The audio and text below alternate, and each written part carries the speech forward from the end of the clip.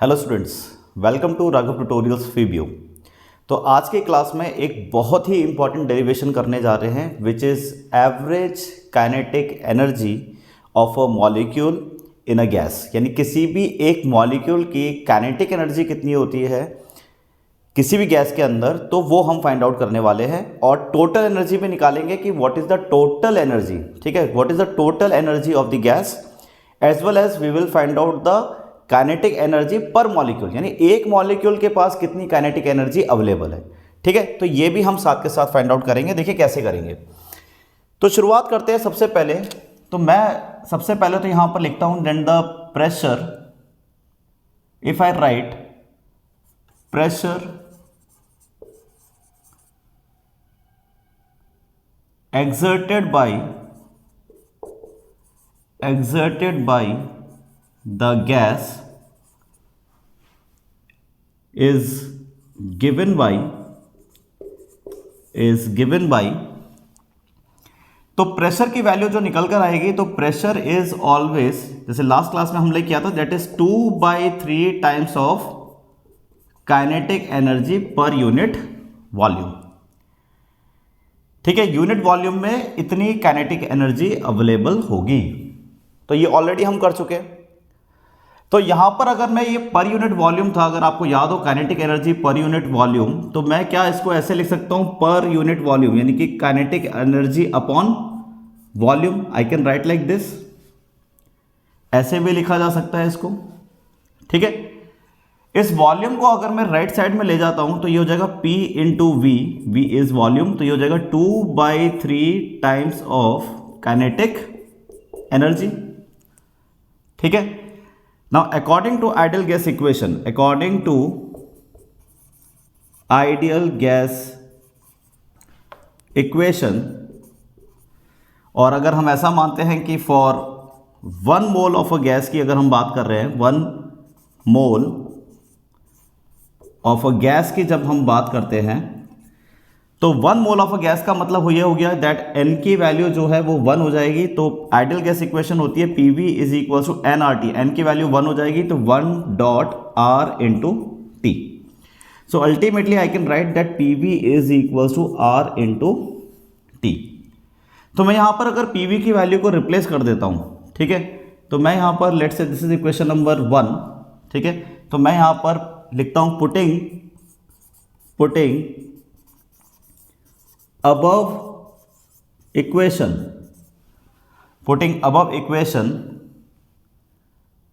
in equation number 1। मान लीजिए 1 equation में अगर मैं पुट करता हूं, तो 1 इक्वेशन में पुट करने के बाद मेरे पास रिजल्ट निकल कर आता है, that is R into T is equals to 2/3 times of kinetic energy. ठीक है, so ultimately I can write like this that kinetic energy, थोड़ा अरेंज करके लिखेंगे तो ये हो जाएगा 3/2 times of R into T. So this is the kinetic energy, so this is the kinetic energy. ये क्या निकल कर आया, ये आया है kinetic energy possessed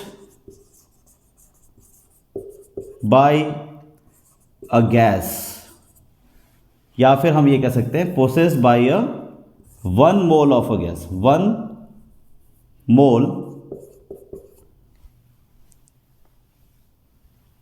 of a gas. ठीक है, तो ये हम यहां पर आइडेंटिफाई करने में कामयाब हुए हैं। तो इतना काइनेटिक एनर्जी एक गैस लेके रखा हुआ है। अब ऑब्वियस सी बात है कि देखो, गैस की जब हम बात करते हैं तो गैस जो है, मान लीजिए ये कोई भी एक कंटेनर है, इसके अंदर गैस है, और ऑब्वियस सी बात है गैस के अंदर बहुत सारे मॉलिक्यूल्स होंगे। क्योंकि मैंने गैस का जो n की वैल्यू 1 लिया था विच इज़ 1 मोल, ठीक है, और आपको ये बात पता होनी चाहिए कि 1 mole is always equals to Avogadro number. किसके बराबर होता है, एवोगैड्रो नंबर के। तो मैं अगर ये फाइंड आउट करना चाहूं कि एक मॉलिक्यूल के पास, बहुत ध्यान से सुनिएगा, देखिए बड़ा ही इंपॉर्टेंट लाइन लिखने जा रहा हूं, एक गैस के पास काइनेटिक एनर्जी इतना था, मैं कह रहा हूं कि एक मॉलिक्यूल के पास कितना होगा।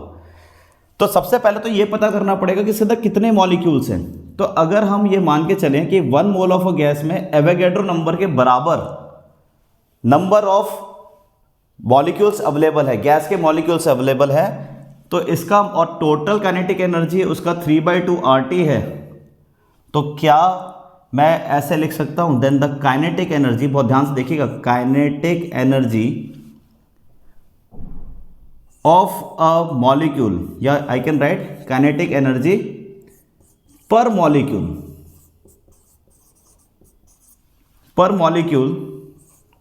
ऑफ अ गैस, एक मॉलिक्यूल की, ठीक है, per molecule of a gas is given by, तो काइनेटिक एनर्जी हो जाएगा, I can write like this, then the kinetic energy, total energy को के से रिप्रेजेंट किया था, मैं इसको सिर्फ सिंपली ई से रिप्रेजेंट कर रहा हूं पर मॉलिक्यूल के लिए, एक मॉलिक्यूल के लिए, तो ई, और आई कैन राइट लेट से के डैश, ठीक है, के डैश मान लेते हैं, देन के डैश इज इक्वल्स टू, ठीक है, total kinetic energy which is के इंटू ई डिवाइडेड बाय जितने उसके अंदर नंबर ऑफ मॉलिक्यूल्स हो, यानी कि एवोगैड्रो नंबर। भाई Na क्या है यहां पर, Na is nothing else is your Avogadro number. भाई टोटल एनर्जी इसके अंदर थी कितनी, गैस की एनर्जी थी ke, तो मैं कह रहा हूं कि भाई एक मॉलिक्यूल के पास कितनी एनर्जी होगी, तो एक मॉलिक्यूल के पास जो एनर्जी होगी उसको मैं डिवाइडेड कर दूं नंबर ऑफ मॉलिक्यूल जो इसके अंदर होंगे, तो सबकी आ जाएगी, इंडिविजुअल की आ जाएगी। ऐसा होगा या नहीं होगा? आप इसको ऐसा भी समझ सकते हैं कि एक तरीके से एवरेज निकाल लिया है कि एवरेज काइनेटिक एनर्जी यहां पर हमारे पास निकल कर आएगी।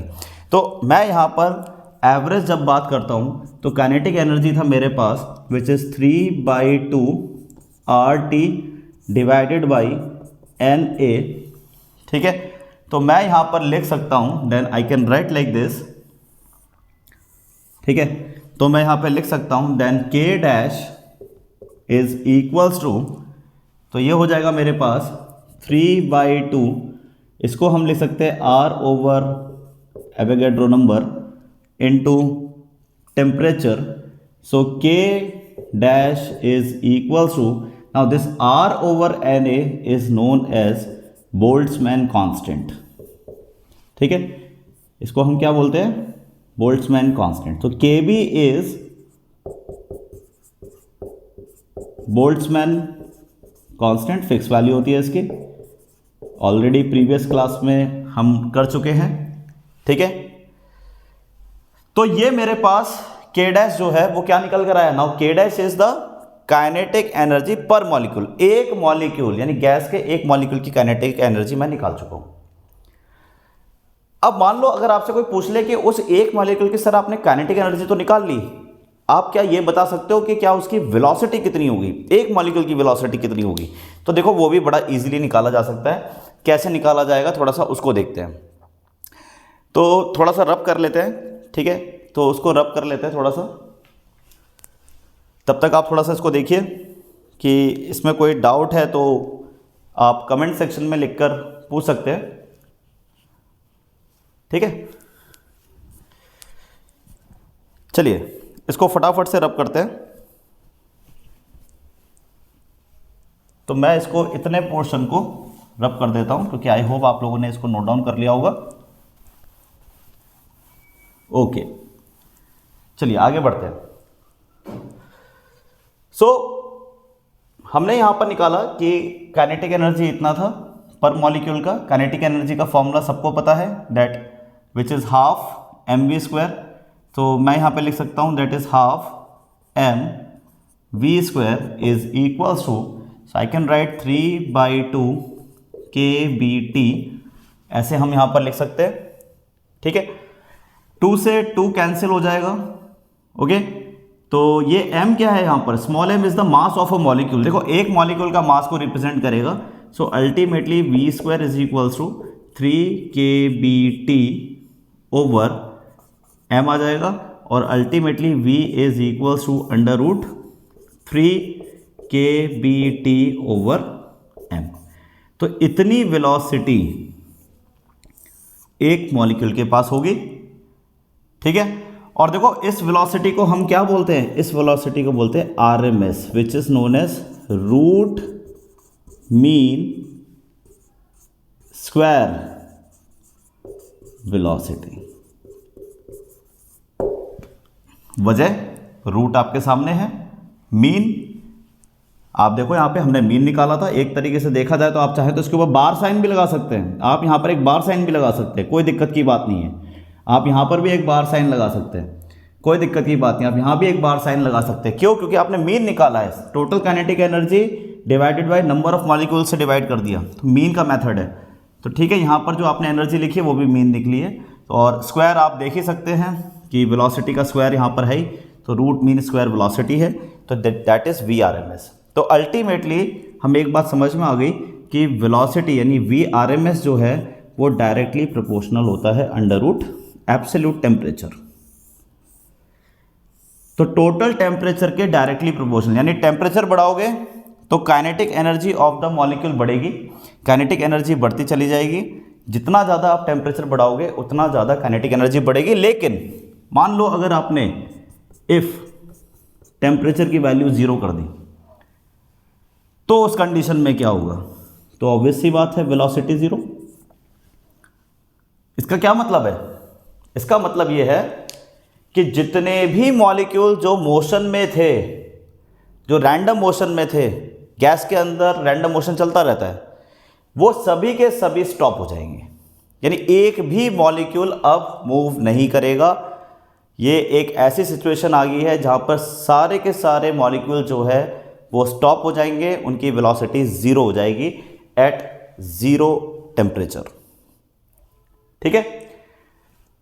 तो this is very important in terms of numericals. अगर हम न्यूमेरिकल्स की बात करें तो यहाँ से न्यूमेरिकल बनते हैं। अभी तक मैंने कहीं भी ये नहीं बोला कि यहाँ से न्यूमेरिकल आएगा, लेकिन यहाँ एक पर्टिकुलर टॉपिक है ये वाला जिसमें से ये न्यूमेरिकल लगते हैं, और इस फॉर्मूले के ऊपर डायरेक्ट न्यूमेरिकल लगते हैं। और इसको हम आने वाली क्लास में भी करेंगे, एक दो न्यूमेरिकल भी ट्राई करके देखेंगे, सो दैट हमें समझ में आए कि देखो होता क्या है कि थ्योरेटिकली तो आप कितना भी पढ़ लीजिए, लेकिन जब तक आप उसके न्यूमेरिकल्स नहीं लगा पा रहे हैं तो उसका कोई फ़ायदा नहीं है। इसका मतलब ये है कि वो सिर्फ आपने पढ़ लिया है, लेकिन उसका जो इम्पैक्ट है वो नहीं है, ठीक है। तो उसका इम्पैक्ट कब आएगा? जब आप न्यूमेरिकल करने शुरू हो जाएं, और आपसे अगर ये न्यूमेरिकल सॉल्व हो रहे हैं तो इसका मतलब आपको इस फॉर्मूले का एप्लीकेशन भी नोन हो चुका है, पता हो चुका है। अब मेरे हिसाब से आपको कोई भी दिक्कत नहीं होगी, ठीक है। चलिए, सो नेक्स्ट क्लास में करेंगे बाकी।